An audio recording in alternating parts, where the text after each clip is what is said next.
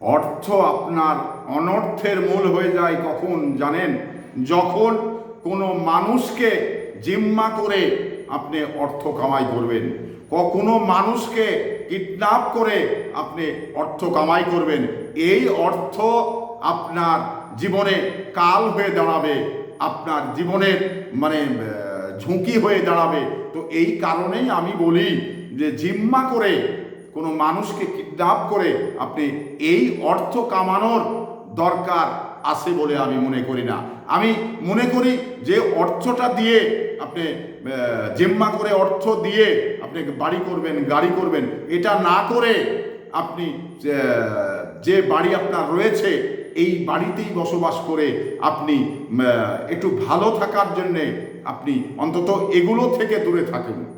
এগুলো থেকে আপনাকে দূরে থাকাটা জরুরি। কারণ আমি বললাম না যে অর্থ অনর্থের মূল হয়ে যায়। অর্থ মানে অর্থ যখন অবৈধভাবে কামাই করবেন তখন আপনার মানে বিস্ফোরা হয়ে দেখা দিবে।